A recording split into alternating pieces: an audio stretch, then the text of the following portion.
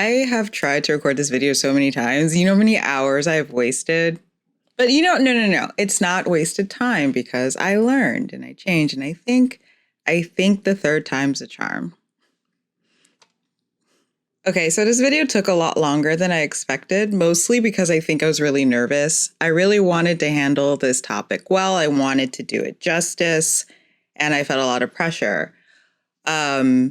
I tried to push through it, but honestly, it was a lesson in listening to my gut. It wasn't quite right.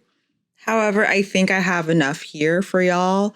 And I also added and created some more supplementary stuff to go with this video, which makes me feel more comfortable with recording today. So here we go. So today we're going to talk about abusive relationships. We're not going to go into like super gory details. However, we're going to do sort of an overview in terms of the tactics they use, different characteristics of them. So if you're not up for it, don't listen. But this video is meant to be sort of a form of abuse literacy. It's a way to educate y'all and give you a framework of how to really better understand abusive relationships and sort of be a better bystander. So you know how to weigh in an informed way. So essentially, when I first made this video, it was months ago, well, the first inspiration, right? And it was really centered around bringing in the slap and the stuff with Will Smith. And so much has changed since then. And I think the discourse around Johnny Depp and Amber Heard really shows how ignorant folks are. But thanks to social media, anyone can pretend to be an expert. And unfortunately, when you're exposed to myths about domestic violence, those are internalized. And they very much influence you when you go out in the world, influences how you talk about it. And if a survivor hears that you're unsafe because you're repeating some sort of myth about survivors or abuse, they're not going to trust you. They're not going to reach out. That's the problem is in this social media age, everybody likes to pretend that they are an expert on the topic of the day, and they're not.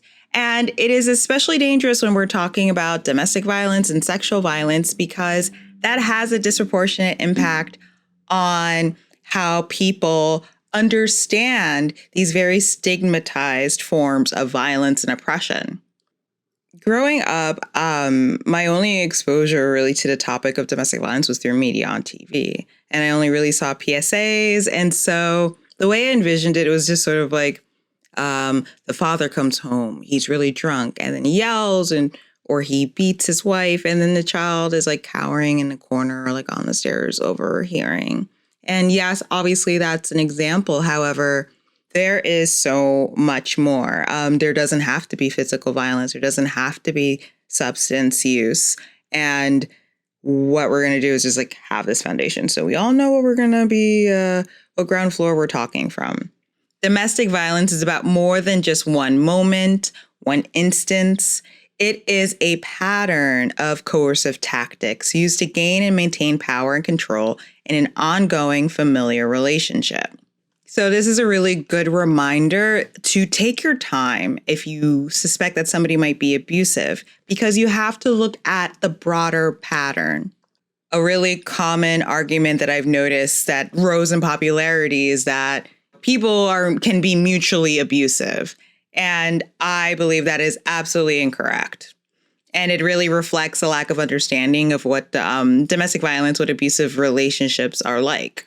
Right now, the loudest voices about domestic violence just don't have the range. A huge problem here is that the loudest voices that are talking about domestic violence are the most ignorant ones, or they have a lot of incentives to lie or to maintain their ignorance. And I think the behavior surrounding the trial shows why, one of the big reasons why I'm doing this video, because here's how people actually handle abuse. They will use it as a tool to ostracize somebody, to label them a monster. They love to take moments that are out of context and then encourage people to make sweeping conclusions. And this is super dangerous because ignorance about abuse and feeling authoritative in that ignorance actually makes you a really good tool for the abuser. so you can be part of the manipulation and the control and the domination of their victim.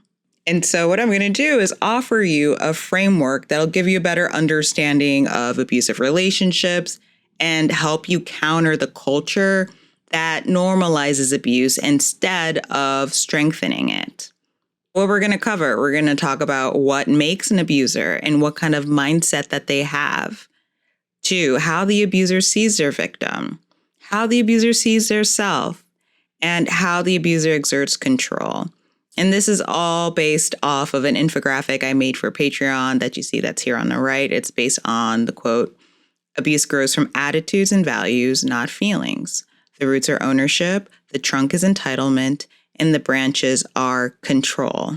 So I want you to think about this as a reframing of what an abusive relationship actually is, what makes and drives an abuser, how the abuser sees the world, how they see the victim, how they see themselves.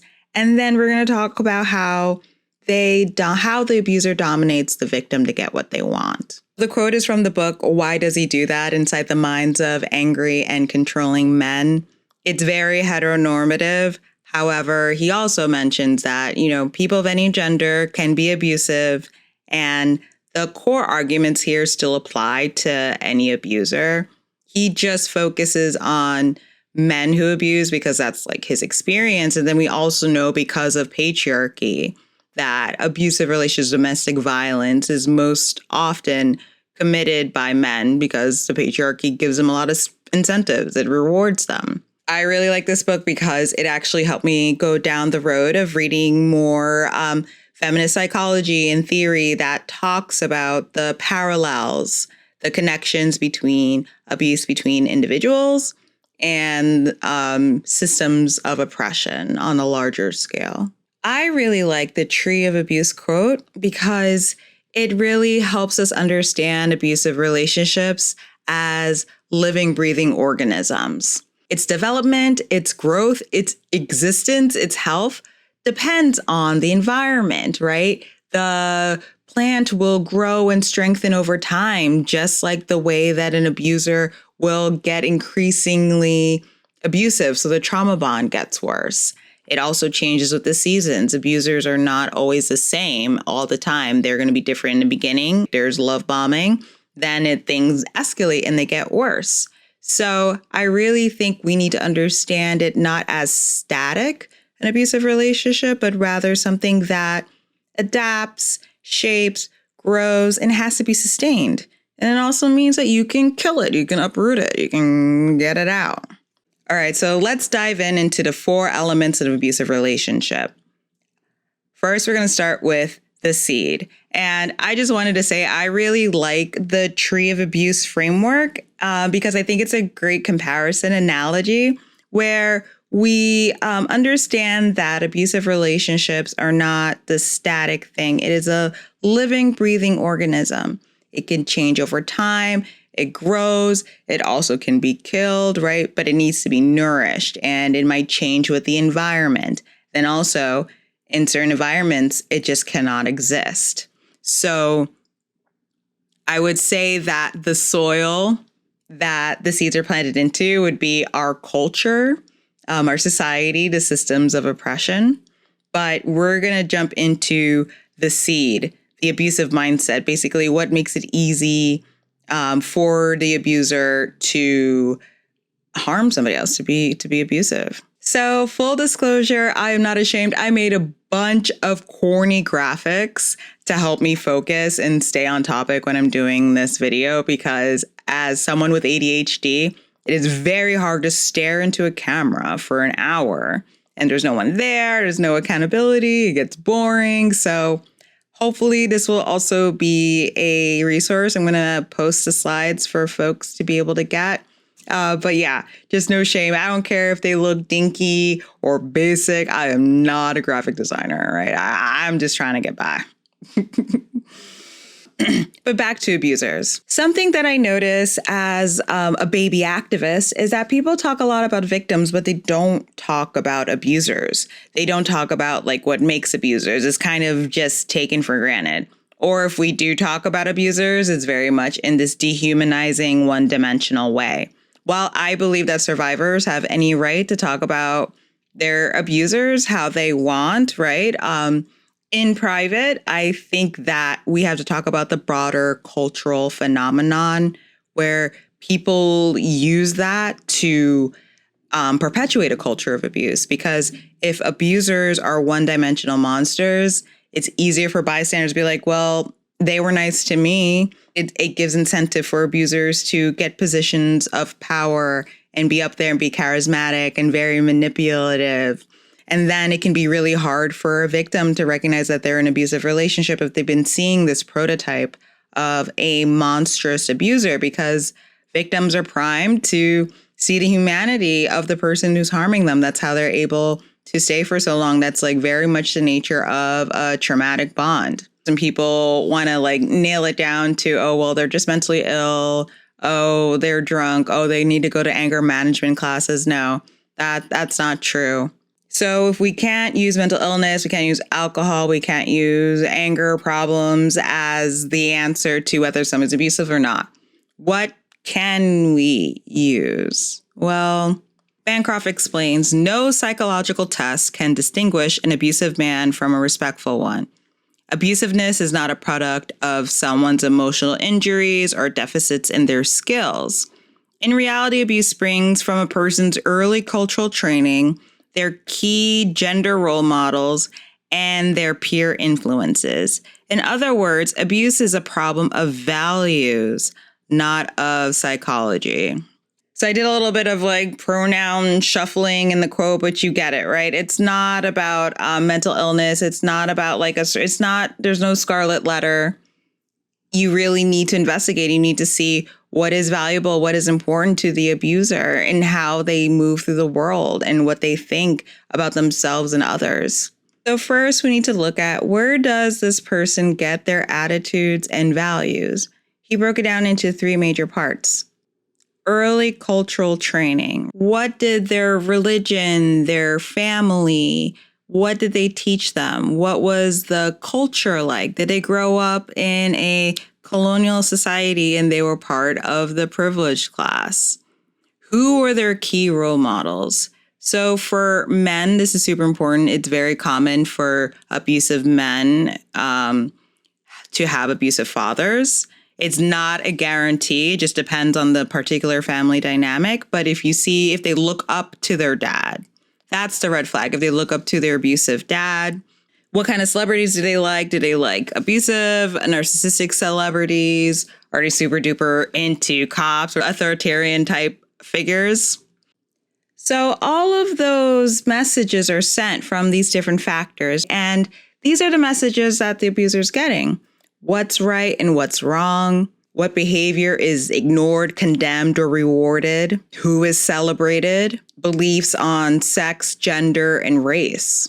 So if they're raised to believe that it's okay for men to abuse women, or that it's okay to dominate people, that's going to help feed an abusive mindset when they decide to go into romantic relationships. Some abusive values could be like, domination is better than working together. Money is the most important thing. Reputation is more important than truth. Some attitudes could be that they believe that they're better than everyone, that they're entitled to have whatever they want. And these attitudes and values guide them and teach them how to treat people. Basically, that's how their relationship to power and to others is shaped.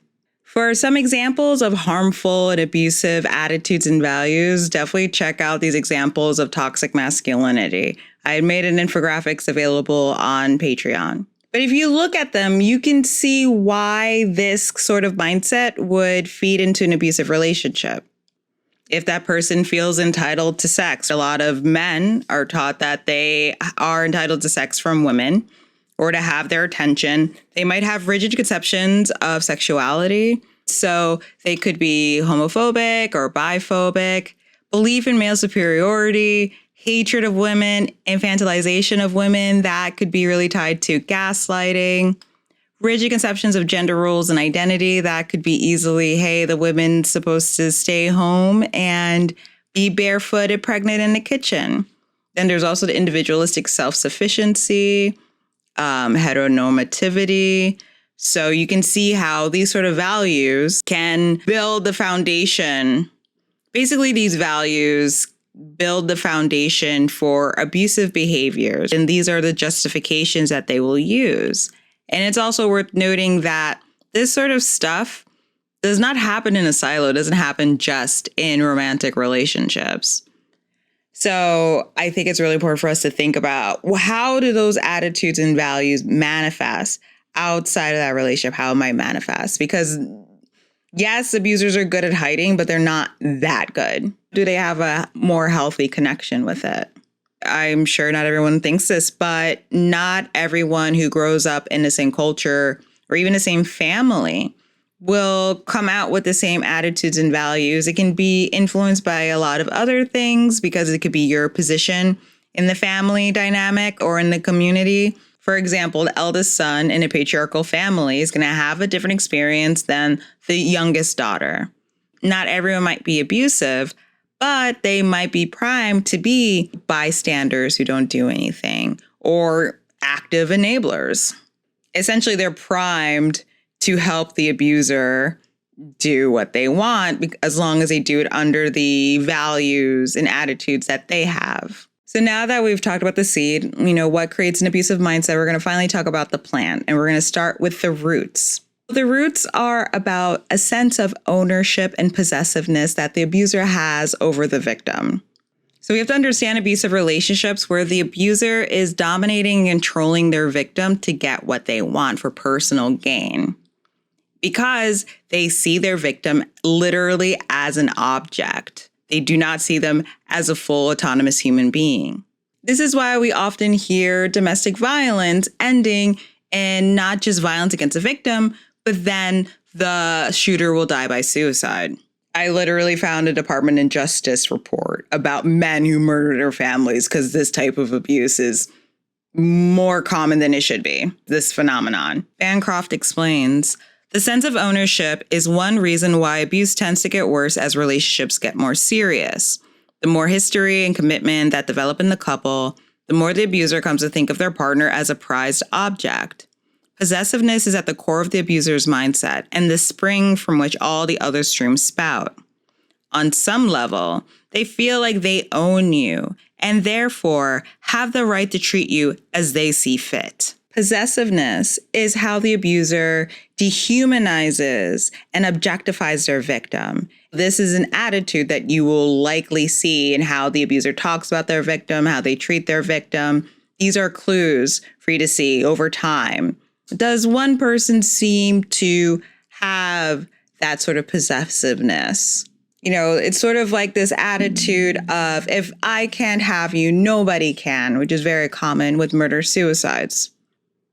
So possessiveness can manifest as extreme jealousy, because then that will help manipulate and control the behavior of the victim. Like, why did you like that person's photo? Why is that person following you? And then to acquiesce the abuser, the victim might, okay, I'll unfollow. Oh, I'll delete my Instagram. I'll do those sort of things. Another way it might manifest is that there's lack of boundaries in the relationship. And it usually goes one way. The abuser feels entitled to know everything, to be fully informed, and gets enraged when there's any sort of secrets that happen or they feel like they weren't fully informed. It also can look like if there's an intervention and friends say, hey, you're not treating this person well, the abuser will have an attitude of like, no one can tell me how to treat them. So this is why very often abuse escalates when the couple gets married. And also why the most dangerous time to leave in a relationship is right after the breakup, because of that possessiveness and the objectification, dehumanization. Now we're going to move on to the trunk, which is entitlement. This is about how the abuser sees themselves and also about how they justify the abuse. So the abuser's values allow them to see the victim as an object. Their attitudes give them the fuel to be abusive. Now we're going to talk about entitlement and how that's used to justify that abusive behavior. Entitlement is the abuser's belief that he has special status and that it provides him with exclusive rights and privileges that do not apply to the partner. The attitudes that drive abuse can largely be summarized by this one word. Entitlement is a really, really important, and it's actually one of the first things that I look out for when I suspect that somebody might be abusive. The presence of entitlement means that the abuser is functioning from a place of superiority. And because they believe that they know best, they will demand the utmost respect from the victim. And of course, it's good to be respected by a partner, but it's an unreasonable, abusive standard of what respect looks like. I think understanding entitlement shows why mutual abuse just can't happen, because there's going to be a power imbalance that's created by this. An abuser's entitlement will only be satisfied if they're the only one getting those certain abusive benefits. So some examples. The abuser might feel entitled to being taken care of, whether it's physically, emotionally, sexually, but they don't believe that they have to return that at all. It's like, you have to take care of me. The abuser might also demand deference from the victims. They always have to be super demure. They can't challenge the abuser, or they can't make the abuser feel like they're being challenged, which is even worse. And then also the abuser feels entitled to freedom from accountability. And I think that's really key. You will notice that the abuser will do anything to avoid taking accountability from having consequences. They do not believe anything bad should happen to them for abusing their victim. And thanks to that entitlement, this will drive a lot of double standards in the relationship, and it also will drive a lot of retaliation. If you say something that upsets them, is something that they think is wrong, they will do everything they can to get back at you. That's another thing that contributes to why the breakup is one of the most dangerous times. They will feel entitled to the victim's body, the victim's money, the victim's attention, and then they feel entitled to impunity. In short, the abuser believes that they have more rights in the relationship, and the freedom from abuse is only for them. It's not for anyone else in the relationship. The trunk of entitlement shows how the abuser does this because they do get benefits from this. And the abuser getting perks at the victim's expense is very much like how oppression works. Oppressive systems give benefits to the privileged class at the expense of the oppressed class. So that's how we get wealth inequality. This is just a really good reminder why you can't just go off of one person's side, especially if it's the potential abuser, because they feel entitled to freedom from accountability. They will lie and do anything for them to look good and continue to benefit. All right, now we're going to talk about the branches of control, which are the methods of domination and subjugation. So control is how the abuser gets what they want. The way I put it in my notes is it's really hard to be an abuser and get what you want from an autonomous human being. So with that understanding, we have to think that it's going to take a complex system of manipulation, control.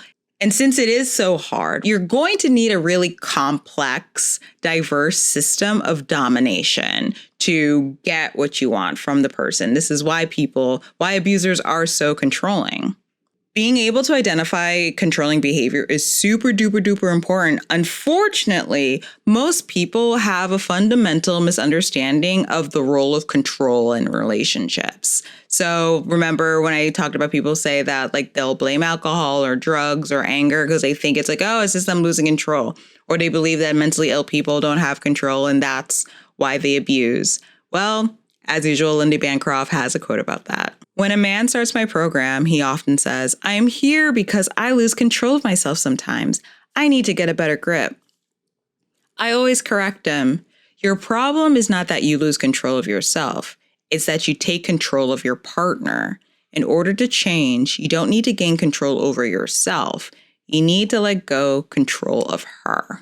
And again, this is why mutual abuse can't happen, because one person's being controlled, one person's being used, one person is not being let go. If we take the entitlement and their propensity for retaliation, and then we think about the possessiveness, when people break up, they are still going to want to control the victim long after the relationship is over. This is why abusers love using the court system, for example, or love to get their victims fired. They want to be able to still feel like they can get some sort of satisfaction, some good feelings from harming their victims still. Bancroft says there's 3 main spheres of control.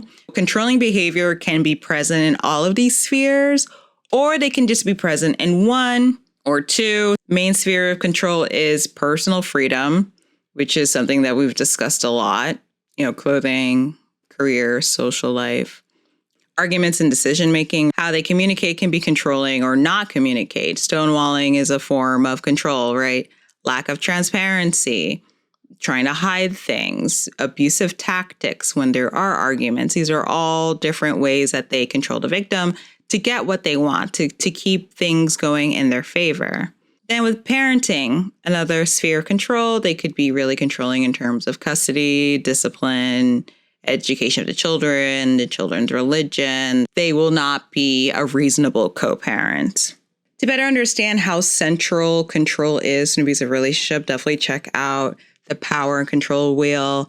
Super duper popular. There's also different versions, but it'll show how there's this balance that's created, the cycle.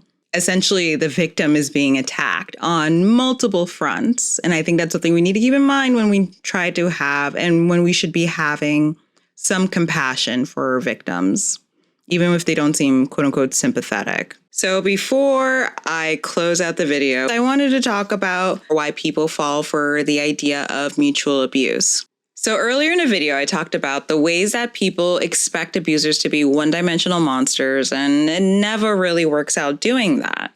Well, the flip side of that is that when we expect abusers to be monsters, we also expect victims to be perfect angels.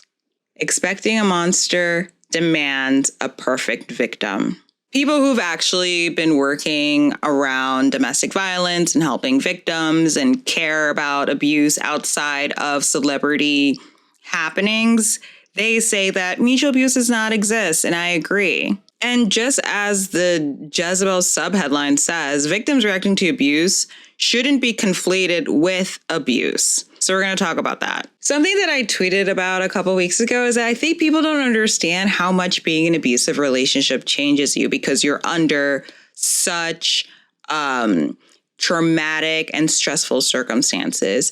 It puts your body into constant fight or flight mode. And it's like your nervous system is just like on fire and you don't even notice. And then on top of that, the victim's reaction is influenced by their own trauma history. Maybe they have PTSD from before. And so I really hate when people are super judgy of victims being like, oh, I would never stay that long. Oh, I would never do that. You don't know that. You don't know what they've been through. You just don't know. And I think that's why I really wanted to do this video, because I think people love to have excuses not to support victims. They want people to be, I think they want to be ignorant about the nuances because they don't genuinely want to help. But I'm glad more people are talking about this phenomena, which is reactive violence or reactive abuse. Reactive abuse occurs when the victim reacts to the abuse they are experiencing. The victim may scream, toss out insults, or even lash out physically at the abuser. The abuser then retaliates by telling the victim that they are, in fact, the abuser. This is why I say that we have to look at patterns over time. You have to look at the bigger picture. And this is not to say that this sort of lashing out is okay, but I think this is how we have a trauma-informed lens when we're talking about abuse. While an abuser will use violence to dominate their partner, the reasons behind reactive violence are going to be different. So it could be to stop violence that's being perpetrated against them. Maybe it's about a method of defense to try and reclaim some sort of dignity that they feel. The victim might see it as a form of self-protection. Basically, they would not be doing this if they were not being abused. And it's not like, oh, she drove me to this. But in terms of when it happened, how and why, and the conditions, you will see a pattern in terms of like, Is this person using violence to dominate and subjugate, or are they doing it to resist? Now, in these times, it's so important for us to have a power conscious lens when we're talking about violence, especially if we're thinking about like race. It just, if you're under a white supremacist system, your resistance to it is not the same thing as white supremacist violence, even if white people would like to say that. But I think this is partially why our society doesn't want us to know about abuse, because then we would understand oppression better, and then the jig will be up. Reactive abuse can become a tool for the abuser, essentially to commit DARVO. So DARVO is a form of gaslighting, and it's in 3 steps: D, deny; A, attack; RVO, reverse victim and offender roles. So what happens is that the abuser will deny being abusive. They'll attack the person who's confronting them or the victim, and then they will play the victim. They'll say that they're the true victims. The victim is the abuser and will use a moment of reactive violence to justify. What very often happens is that you'll see that a victim will admit to violent behavior, and then the abuser won't at all. And then people are like, oh, well, look what she did. Look what they did. This is very, very, very common, because abusers, they don't ever want to admit wrong. They know that telling the truth will chip away at their entitlement. As you can see, unfortunately, it is a very effective tactic. However, learning about the tactic ahead of time can reduce its impact. So definitely check it out. I have a lot of content about it that I will link to. Notice how DARVO can trigger feelings of self-blame in victims. So this will be easier in terms of cases of reactive abuse, because the victim will genuinely be sorry because it's out of character for them and it's not how they want to treat other people. Unfortunately, the abuser doesn't think like that. In fact, the abuser has been training their victim to feel badly about themselves during the entire relationship. So hopefully this video will help you be more DARVO proof. But just to reiterate, in relationships where domestic violence exists, violence is not equal. Even if the victim fights back or instigates violence in effort to diffuse the situation, violence on victim's part is in larger part resistance to ongoing battering. And so understanding that this is about resistance. I remember a lot of the blue wave folks talking about resist under Trump. So y'all seem to understand. Anyways, so there you have it. The 4 elements of an abusive relationship. You learned about the mindset, the possessiveness, the entitlement, the types of control that happens. And then we also talked a little bit about reactive abuse and reactive violence. And I hope learning about reactive abuse after diving into what an abusive mindset is and sort of like the habits and the values and the attitudes, you can see how physical violence from the victim will look different. And it does have different motivations.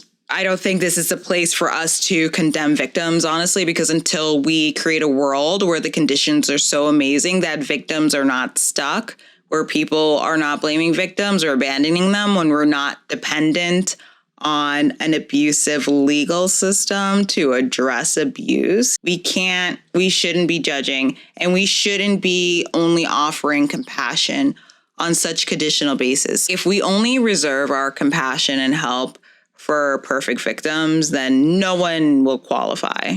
I hope the Tree of Abuse framework will empower people to be better educated so they can make informed hypotheses about abuse and have informed conversation.